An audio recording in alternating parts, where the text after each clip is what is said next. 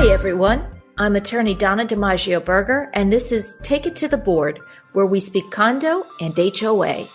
Today, I'm going to be speaking with Marcie Gershoni, the president of Community Cable Consultants. Marcie is an experienced cable professional, having worked as an account executive for one of the largest cable providers and then in the cable consulting field for the past 5 years. During Marcie's time at Comcast, she recognized the need for volunteer board members to partner with a knowledgeable consultant who can assist them in navigating and negotiating the most beneficial cable and internet agreements for their communities. Marcie has been involved with the telecommunications industry from both sides of the aisle, the provider and the consumer. She also has 2 decades of experience with the construction industry, which provides her with yet another layer of understanding of the infrastructure and technology associated with cable, internet, and phone service. So, Marcie, welcome to Take It to the Board. Thank you, Donna, for inviting me on to talk about this important subject. I want to say at the outset, Marcie, that I am not knowledgeable about all the bells and whistles. So during this episode, I'm hoping to learn a few new things myself. Like most people, I want to turn the TV on and I want to see my favorite show, right? Of course. So as an attorney representing condominiums, cooperatives, and HOAs, a lot of bulk telecommunications contracts are sent to me by clients, Marcie. And while my colleagues and I review those agreements for the legal terms, I leave the evaluation of the business terms up to an expert like you. So let's start with the basics. What do most boards look for when they are evaluating a bulk telecommunications contract? Are they looking just at the pricing, the channel lineup, internet speed, all of the above, something I didn't mention? Well, actually, really all of the above. So it's really a package deal. When you do a bulk program, you're essentially committing the entire community to a certain level of service. So you want to make sure that you're providing the right level of services to the residents. So one of the first things that we do is we do a penetration report, which will let the board or the committee know what people are purchasing on their own. Because one of the biggest issues is that these retail bills are so high. You see these bulk agreements and they're asking for a certain amount, $30 or $40 or $50 or $60 a month. And yet on top of that, a lot of people are paying bills well over $100 to add on to those services. So I would say saving money on the bulk portion, providing more value, but also helping the residents save money off of their personal bills are a big consideration today. Who are you normally working with, Marcie? Are you working directly with the board? Are you working with a committee? Are you working with the manager? Well, so, all of the above typically will be brought in either by a management company or a board member that met us or knew somebody whose association we worked on in the past. But today, because a big part of the consideration is the infrastructure, very often they'll set up cable committees because a committee has the time and the energy to really look at a broader picture and to do site visits, to look at other communities, to see how their infrastructure looks. Because that's one of the big changes today is looking at adding fiber optics. So it's a much bigger consideration than in the past where you're just negotiating terms. Is it easy to work with committees? You know that old saying about what's a camel? A horse designed by committee? So I actually really like working with committees because I feel like they're very committed to making certain that they cover all the bases. A lot of time, as you know, board members have so much on their plate that they really don't have the ability to really focus and take the time to look at all the considerations. So typically a committee will have a board liaison. So I just did a very large property. They had the board liaison happen to be the board president. And we met for close to a year on a weekly basis, but we really covered everything. And I think they made a great choice in the end because they had the information they needed. Well, that will actually be very useful. Let's talk about that. So you were working for a year to help a community negotiate a bulk telecommunications contract. Is that correct? Negotiate, yes, but also to figure out what they felt was in the best interests of their community, to look at all the available providers, because there are a lot of providers in the marketplace today, many, many more than in the past. Yeah, I want to talk to you about that, the evolution of competition. But in terms of this community, to use it as almost like a textbook example, was it a condo, a co-op, or a HOA? It was a large golf community. It was an HOA, a little over 1,600 homes. they had a lot of sub-communities within the community. So it was complicated because we had to look at, different types of construction. Some were single family, some were condo. And, not only looking at the providers, they also wanted to see how the construction portion would be handled. So that's where the committee was really helpful, because we had a few committee members that had the time and energy to actually go on about half a dozen site visits. So they really understood what they were going to be taking on for the community. Did any of the committee members have any expertise in the telecommunications industry? A little bit, yeah. I mean, you tend to find the committee members are people that either have experience in the industry or have an interest. So, and sometimes an interest is just as good because they're very open-minded and they want to learn. And I imagine your construction background, which I mentioned during the opening, came into play, because part of what you're telling me is, how do we lay this out, right? How are we going to install? What's it going to look like? Right. So it's a project. When you do a new project from the ground up and you're putting fiber optics in, you're obviously building that fiber network without having construction on site. So it's very clean and easy.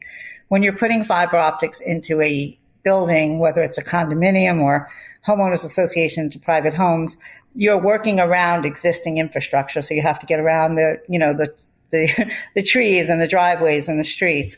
So it is a more involved process. And yes, having a background in construction was helpful and is helpful.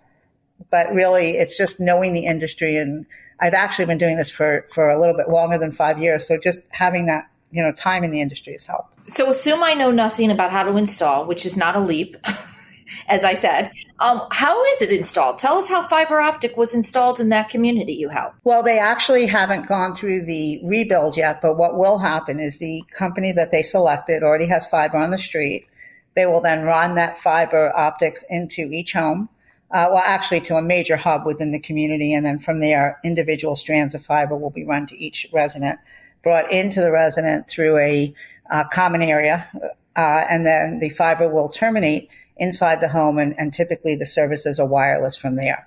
So a rebuild today does not require the same level of running wires through a home that it did in the past, which is why it is so popular.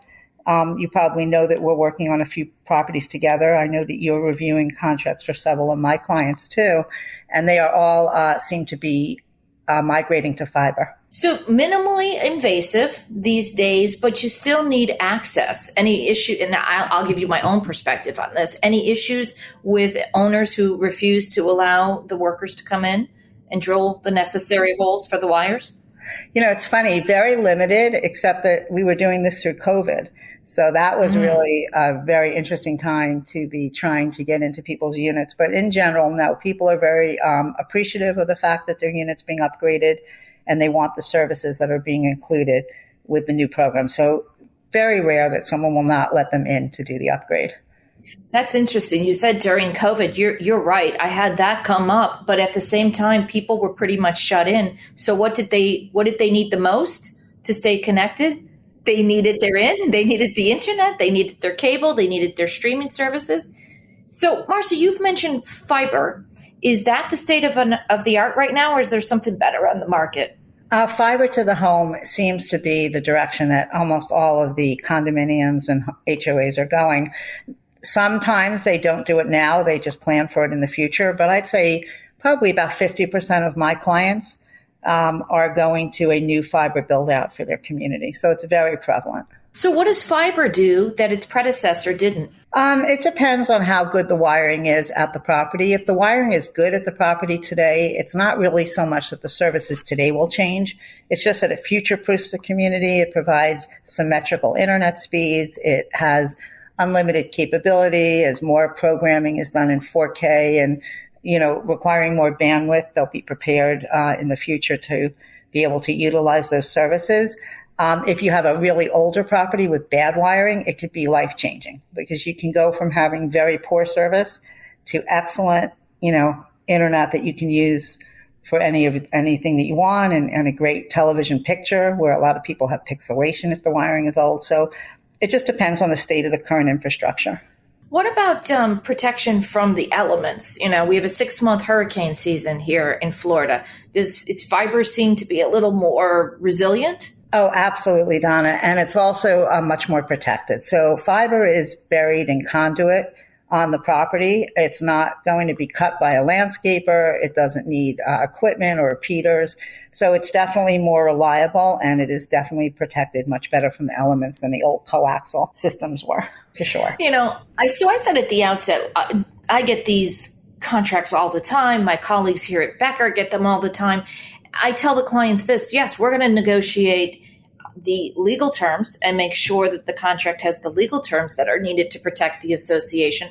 But in terms of evaluating channel lineup, door fees, and all of that, they need a consultant. Now, for some of my clients, they understand that, they knew it, and they were one step ahead of me. They had already hired you or another consultant. But for others, they don't even know that you exist, that services like consultants exist out there.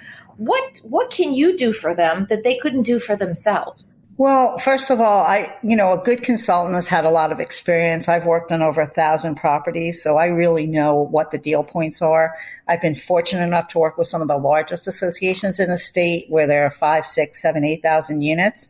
So I certainly know how low the pricing will go for a very large client.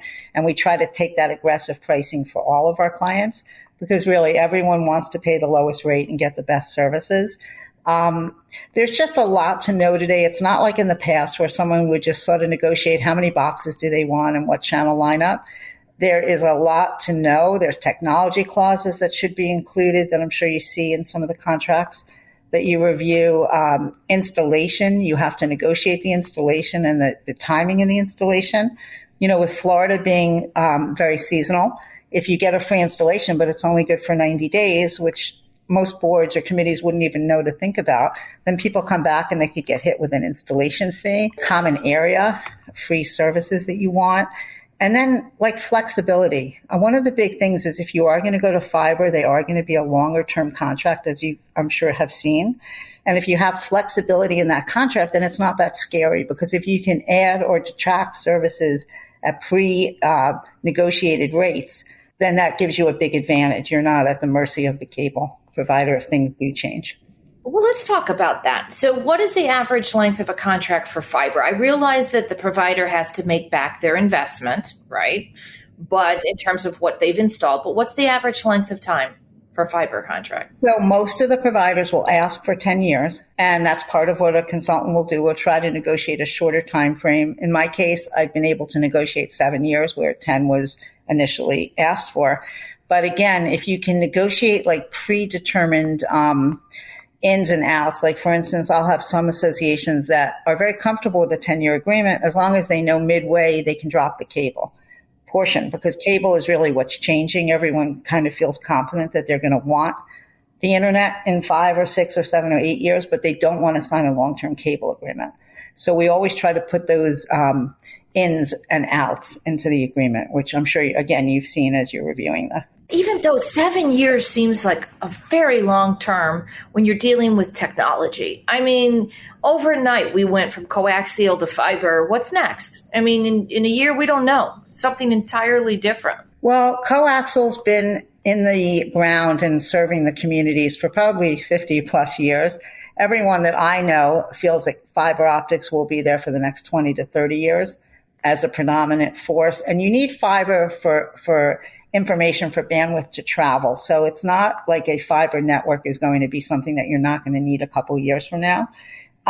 It's expensive and it's a project, and you're not going to want to be negotiating a new fiber contract every 3 or 4 years. And it would be way too expensive. The boards and the committee and the residents wouldn't want to pay the rates that they'd have to pay. So that's why these agreements are long term.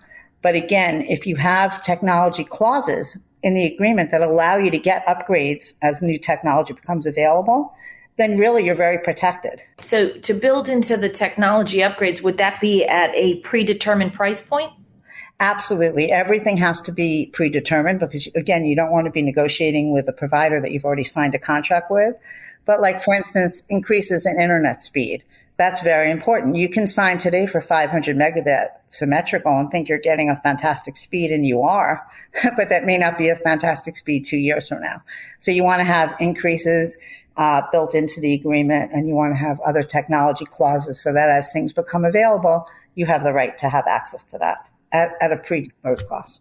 Well, that's a great segue into the question I wanted to ask you, which is, do you stay in touch with your clients after you've negotiated and they've signed on, and let's say they've got a 7-year contract, let's say they're 4 years in, the volunteer board, even the manager, is not likely to know what the market has in terms of technology. Do they reach back out to you and say, hey, has anything changed in terms of offerings, technology? So do you stay in touch with your clients? I certainly do. And I'd say most good consulting groups do, and not really just on a 4-year basis, but we're constantly in touch with our communities.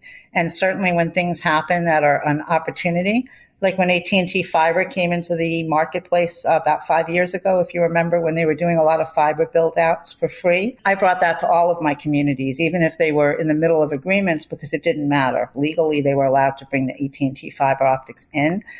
So yes, we definitely stay in touch. And remember, boards change and managers change. So it's really important that you stay in touch with your clients.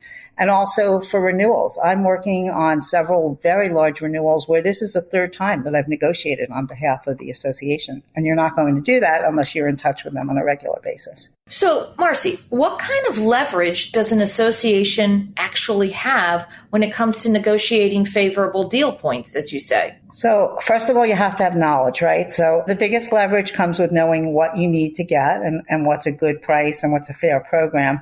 But there's tremendous leverage today. It's not like in the past, Donna, where you had, 2 or 3 providers and that was it. Some cases, one provider choice and you really had very little leverage. Today, it is a very, very competitive marketplace, and associations have a tremendous amount of negotiating power, especially, honestly, if they have somebody like myself or another consulting group that really knows what to negotiate for and what's out there and available. But I would imagine, and correct me if I'm wrong, that if you're dealing with a 5,000 lot HOA, they're going to have a little more leverage than a 20-unit condo. That is 100% correct. Absolutely. Because there's a cost, right, to bringing services in.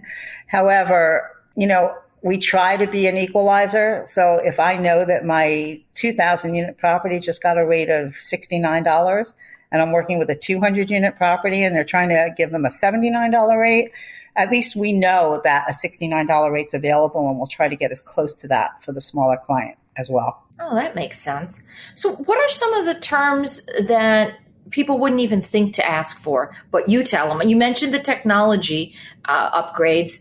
Anything else that the average person looking to evaluate a bulk telecom contract wouldn't even think to ask for? Well, I think the flexibility is very important. So I've negotiated on behalf of associations that did not want to add internet at this moment in time. They felt that they didn't have the ability to add that into the budget. But we knew going in that 2 years from now, they might regret that decision. So we have put in clauses where at a certain rate, after year 1 and after year 2, they can add the internet in. Same thing with, as we talked about earlier, dropping the video. A lot of times the big companies will come out and just give you a flat service. Here it is, 5 years, 10 years, no changes. So most people are used to that and they're not used to asking how it can be maneuvered and changed based on, what's happening today in the market. I would also say common area. It's amazing to me when I see how many of these associations are actually paying a bill for the office or for the pool area. So I have to just assume that they didn't try to negotiate that because I know that that's available and that you can get those services for free. Right. And maybe even in places where they're paying for service where they're not receiving service, right? Absolutely. So you might have areas that should have Wi-Fi and could have gotten Wi-Fi as part of the negotiation, but just don't have it. I do a lot of really high-end condominiums on the beach, and they love to have Wi-Fi available on the beach. And there's a cost to get that Wi-Fi to the beach, so they don't even necessarily know to ask for it because it's just not a very common thing. So, yes, you're 100% right that it's really important to know everything that you're entitled to or could get. That's a great point. I mean, nowadays, we just assume that we're going to have Wi-Fi everywhere we need it, right? Even in some of our older buildings where they've got common laundry facilities. People still want to watch their shows on their phone or their iPad or be texting or whatever while they're, doing laundry. So basically, that is a really important point is in terms of the coverage area. No, it absolutely is. And look, knowing the channel lineups is also very important because you can be negotiating with 2 different providers and their channel lineups may be very different. And that difference could be really important to your residents. So if there's certain shows that people really like Turner Classic Movies, and it's in one provider's program and it's not in the other, then that can make a big difference, because then you have people that will have to upgrade, $15 or $20 on their own if we don't negotiate to get that included. So do you recommend surveying the membership? I'm afraid to even ask this question because, as we sit here, how long I've been representing associations, and I know you have too. We know that we're not going to make everybody happy, right? There's been people arguing that today is not Tuesday with us when, by the way, we're taping on Tuesday, December 13th. But that being said, do you recommend putting a survey out before the final contract signed, so you get a feel of what kind of channels most people want to see in the package? I actually do, and for several reasons. One, we talked earlier about penetrations. So the first thing I do for an association is try to get the penetration information from the provider as to what people are willing to pay for.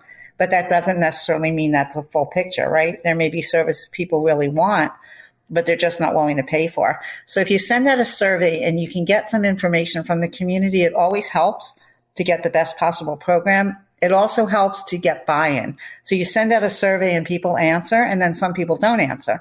Well, those people that don't answer are usually the first ones to start complaining once a board makes a decision. So it's really good to be able to say we reached out, we tried to get as much information, and we acted on that information. And that's what we did at this big property that I mentioned earlier. They were very proactive about reaching out to the community. And at the end of the day, the end result was a program that was what the community asked for. So I think it's very important.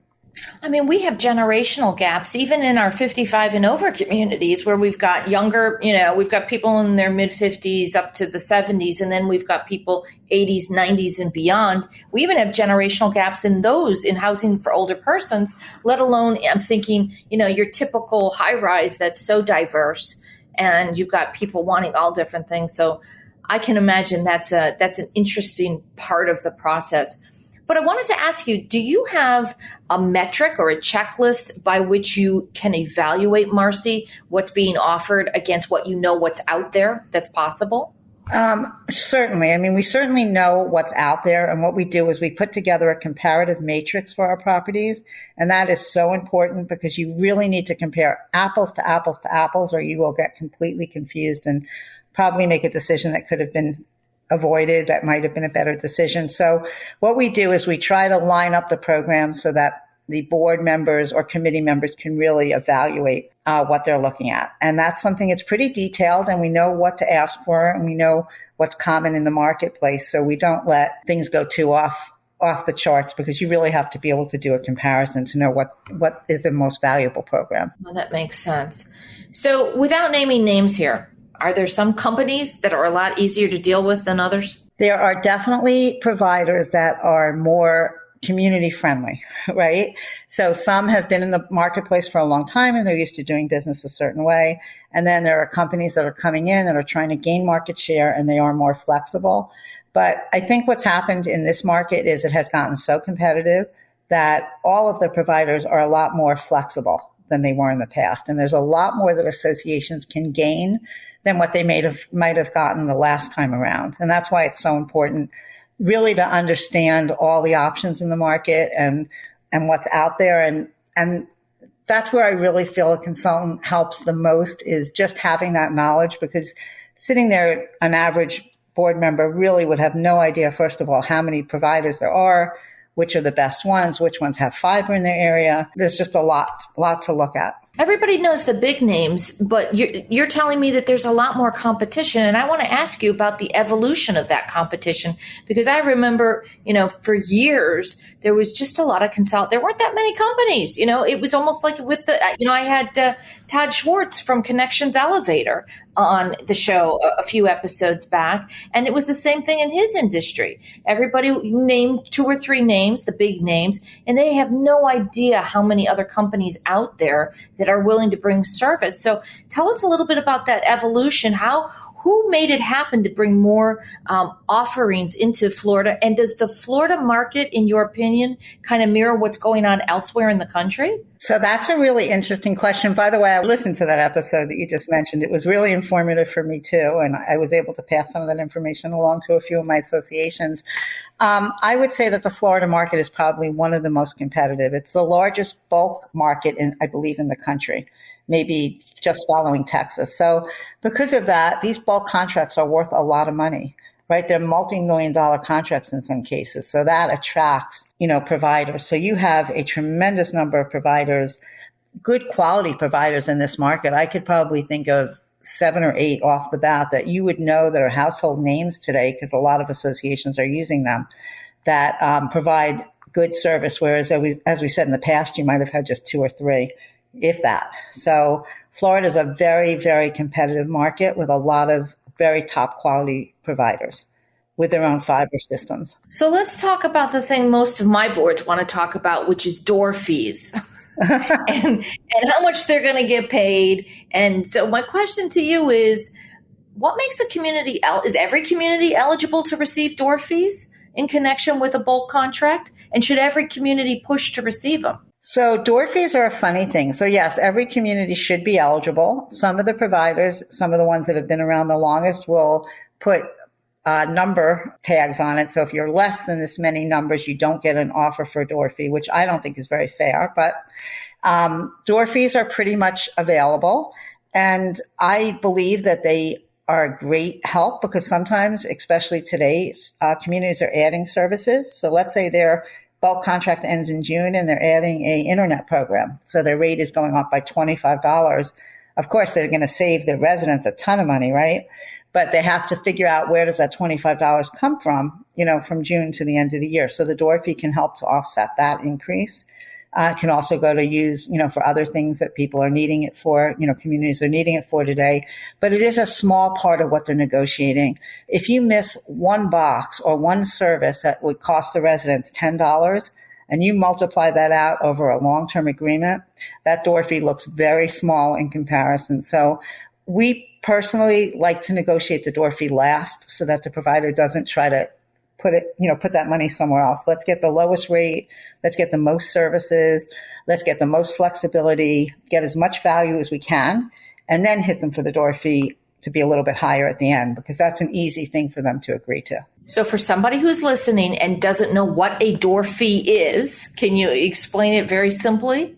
Sure. A door fee is what's called like a signing bonus. It's usually a per unit fee. So if you have a 1,000-unit property and you got a $100 door fee, you would get $100,000 written as a check to you. So it can be a big number if you have a big community, but typically it's really just what's called a signing bonus, as a nice name for it. And just an extra little gift. Actually, Marcie, for some of my very large senior housing communities, where we're talking 6,000 plus, they've had some really nice door fees. And as you can imagine, their owners are very, very appreciative and interested in getting large door fees. Absolutely. I don't want you to think $100 is common. It's not. It's a very low door fee. I'm representing right now 2 different associations that are both 5,000 and up in terms of numbers. And the door fees have never been higher. Again, because it's so competitive. They're, sometimes getting millions of dollars up front, which is very nice for sure. So, I can't have you on the podcast on this episode without mentioning streaming services, right? Streaming services now are just they're everywhere. They're omnipresent. How have they impacted cable deals? Because I have to imagine they have. I will tell you, most of what I watch, I do watch some on cable, but I watch an awful lot on streaming services. So is bulk cable still a good deal with all the other options out there and with the advent of streaming services? So it's really interesting. I've seen some articles that talk about how bulk is actually increasing because streaming is very expensive, right? So if you want to have several streaming services, you're going to pay a lot more than you are for a really good quality bulk television package. So again, it depends on the community. It depends on the age of the residents, but a lot of residents still want to have a really solid cable program that has the shows that they like to watch, where it's incorporated for maybe a $30 or $35 fee versus having to get a bunch of different streaming services. Also, there are people that just like that old cable box, that's their comfort level. But I would say that the internet is becoming probably the most important service. And I guess moving into the future, it will become even more so, because you're right. At some point, it may be cheaper to just buy the 3 stations you want and watch, than a $35 cable program. But for right now, cable, especially if you get a really good program, and we've negotiated some fantastic programs for some of those larger communities where they are just getting so much more than they were getting before, like stations that they all like to watch or sports stations that they're interested in. And this way it's all included in a package for them. They don't have to pay separately. I imagine we're going to see consolidation with streaming services like we saw in other industries, right? There has to be. There's just too many options. I mean, I know Disney Plus tried to consolidate. I imagine we're seeing some consolidation, but do you think there's going to be a lot more of it? That's a business question that I really don't have the answer to, but I will say that all of the broadcasters think that their programs are the best, should be the most expensive, get the best return. So that's really the problem, is that everyone wants to get such a top dollar for their programming that I don't know. I don't know the answer to that, if they will be willing to compromise, but it does bring up an important point, which is there are broadcast fees that some of the providers will pass on to the end user, which is the association in a bulk contract. And this is so critical. And it goes back to the question you asked earlier about what people won't think to negotiate. And that is making sure that their rates are capped.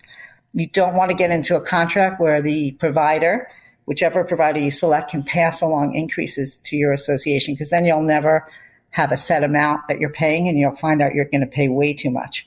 So that's a really important one, is capping the broadcast fee that the provider can pass along to you. You all heard that here from Marcie. Thank you, Marcie.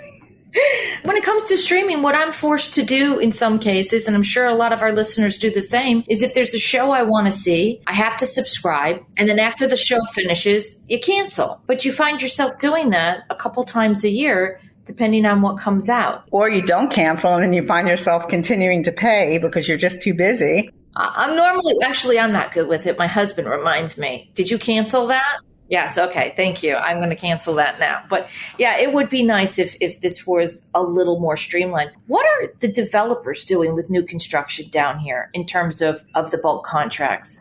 So developers typically will either have 2 options for the residents to select from and not do a bulk at all, or they'll do an internet bulk. It's kind of unusual, I think, today to have a developer come in and actually pick a television package for a community, although I'm sure that it happens.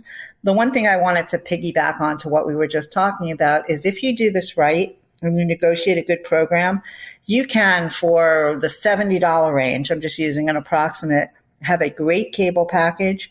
You can have a couple of boxes with voice remote controls. You can have the wireless router included. You can have a really good, fast, symmetrical internet speed. So when you think about the value that represents, to answer your earlier question, I think these programs are going to be around for a while, because if you did just have just the internet, which, as we're talking about, developers typically tend to do, then that leaves people to spend a lot more on their cable and video programming. Right, because now the cable provider knows that they're only negotiating one piece of the pie, correct? Well, it's because the internet would be a bulk service potentially, but then the video would be bought at retail.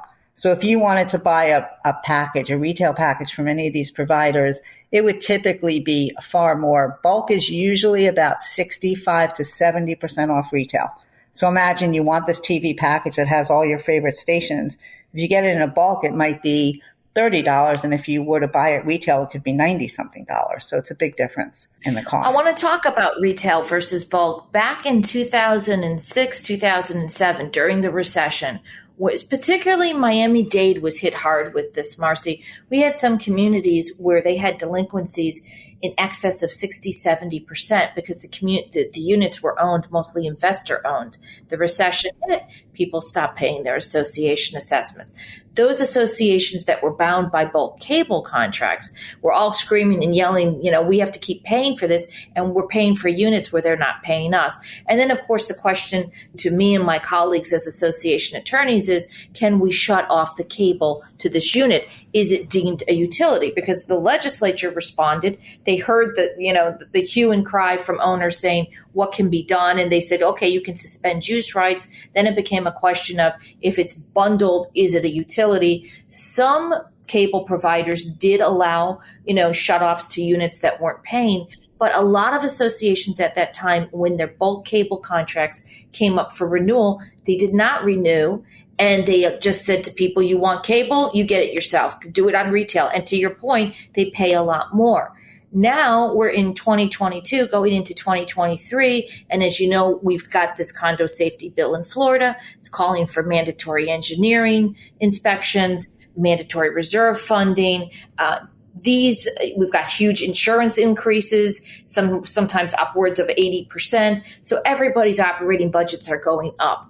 My question, sorry, it's a long-winded question, is do you think we're going to see a trend heading back because of the potential for a large number of delinquencies in the coming years, back to associations moving away from bulk contracts and just saying to owners, you got to get your own retail contract. If you can afford it, go for it. That's a very interesting question, and it's one I've really thought about a lot. I will tell you, in this past year, I've converted about half a dozen properties that did not have a bulk to a bulk. So I was seeing the opposite trend, now moving into a potential recession or an area where people may not be able to afford their dues.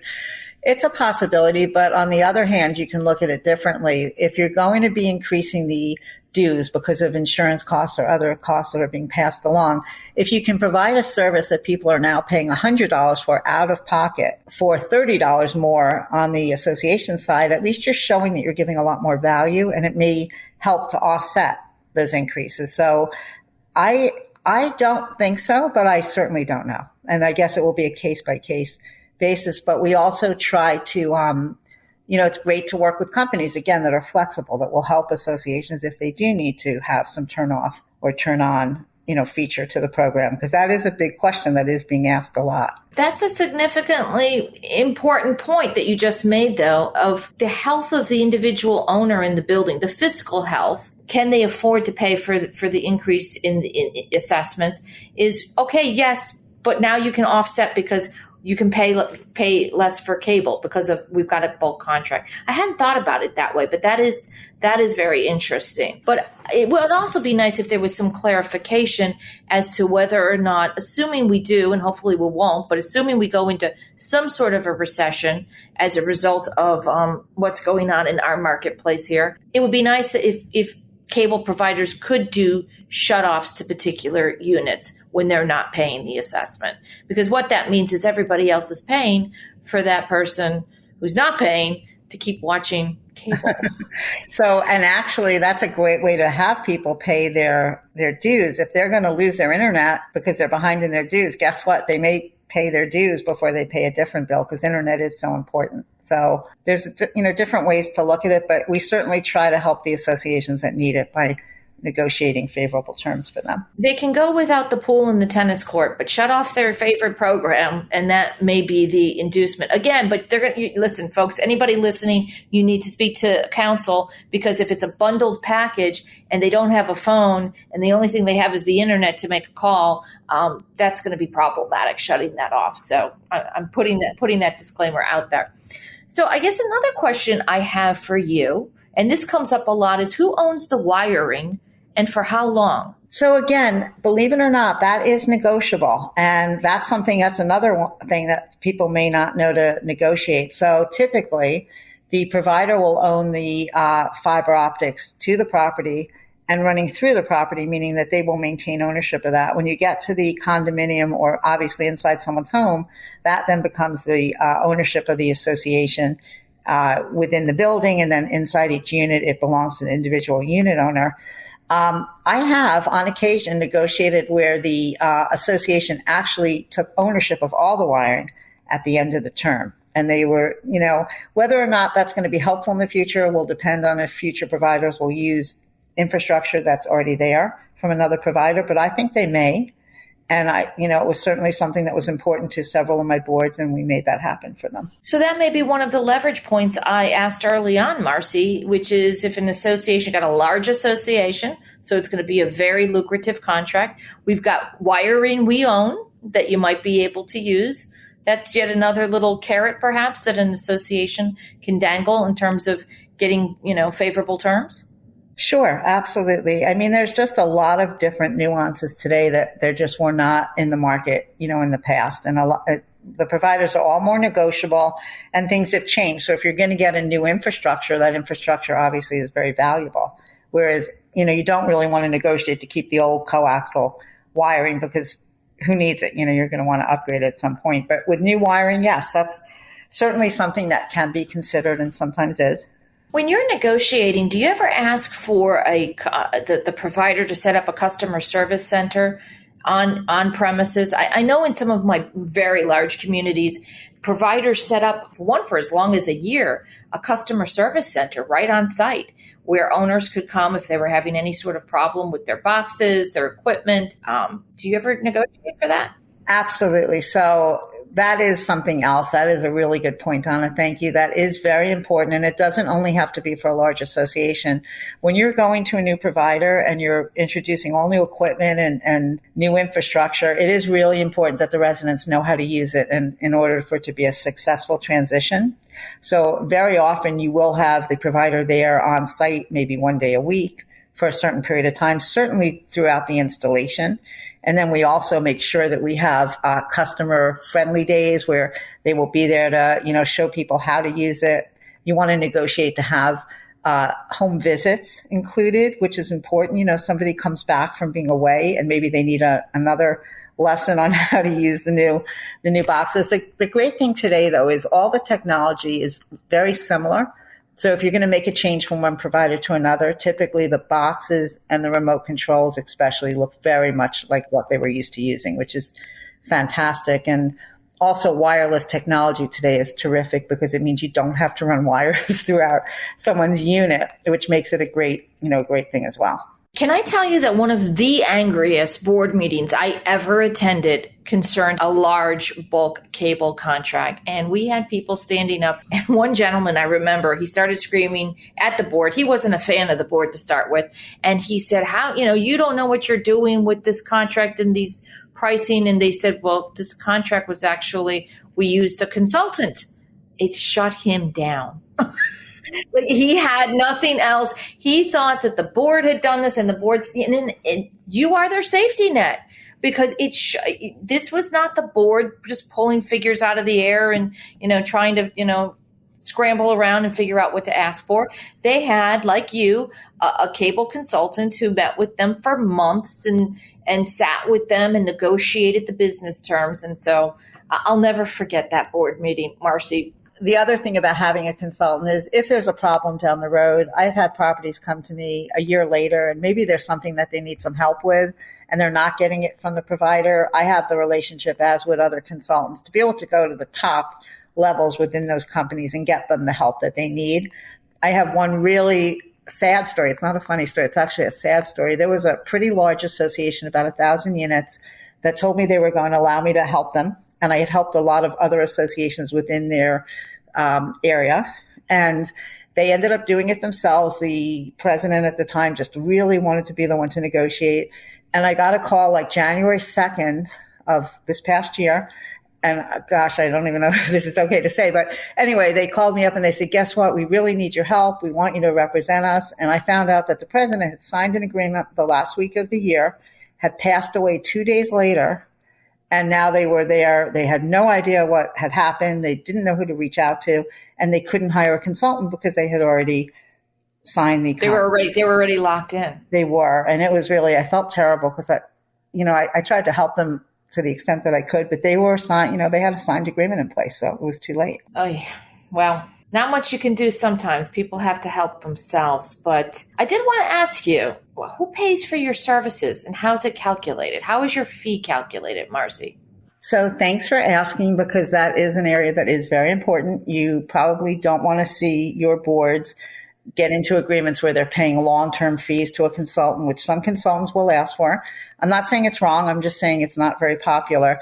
Typically, there's a door fee, and most of the time with the current larger providers, the way a consulting group gets paid, like myself, is they get a percentage of that door fee. So if the door fee, again, is $100, it's typically a 25% fee, unless it's a very large association. The great news today is because it is so competitive, if a provider brings in a new fiber optic company, very often the fiber optic company will pay a referral fee directly to the consultant, in which case, in my case, I do not take any of the door fee, if that's the case. That's what I've thought, that at times it's the provider that's going to pay your fee. Absolutely. And the great thing about that is then the association really gets the help for free. So yes, that is a great thing. But that's after you've beat them up. You're still in the neutral position of you don't work for the provider. I do not work for the provider at all. It's an afterthought. And the other thing is sometimes you can get help from the provider even for overseeing the project, where you can get them to put money in so that it doesn't fall entirely on the consultant or the board or the committee. Because in some projects, as you know, they're very large construction projects. And again, the provider would not be the one selecting who would help and assist with that. It would be the association that would take that money and bring in their own people to overlook what's going on. Everything in life is negotiable. It just depends who's doing the negotiating for you.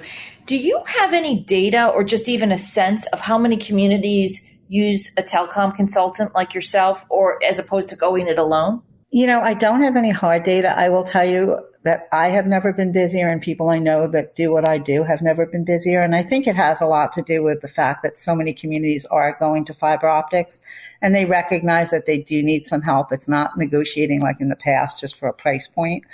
If I had to guess, I would probably say half, but that might be too high. Maybe it's a lot lower than that. I don't know. But certainly a lot of associations today are reaching out and want some assistance. Well, Marcie, we're coming up on the hour. Do you have any final thoughts for our listeners about what you do, the industry in general, technology around the corner? I think that fiber optics is the technology of today and around the corner. There's some studies out there that say by 2026, 60% of the homes in Florida will have fiber directly to the unit. So that's a pretty big number. I think that people have to understand that what you want to do is lock in the best possible deal for your community with the most flexibility. Because while these are long-term agreements, the fiber going in the ground obviously is going to sit there for a long time, and you want to be in the driver's seat as to what happens to the community as time goes by. So this is the best time ever to be doing this. If you're a community that has older infrastructure or people are not getting good service, be open to looking at what is available in the market, because it has never been more competitive, and you can lock in rates today that are substantially lower than they were a few years ago, which is an interesting thing since prices seem to be going up. The actual cable costs of these bulk programs with the internet are going down from what they were in the past. It gets cheaper and it gets smaller. I mean, think back on our phones and our computers and everything else. Mm-hmm. And the competitive marketplace. It really has become much more competitive. And if you want, the providers want your business, and if they want it, they're going to have to negotiate for it. Do you ever deal with individuals or just with communities? Just with communities, starting to talk a little bit to some municipalities, because again, they are bulk users of technology, but primarily, for me in particular, I don't really deal much with developers. I really prefer to be on the side of the association, whether it's condo or HOA. Well, I want to thank you for joining us today. I personally feel like I know a lot more than when we started this episode. I'm going to actually go home and talk to my better half about our own internet services and cable and everything else.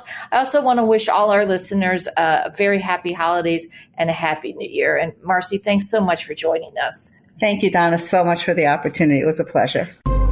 Thank you for joining us today. Don't forget to follow and rate us on your favorite podcast platform, or visit takeittotheboard.com for more ways to connect.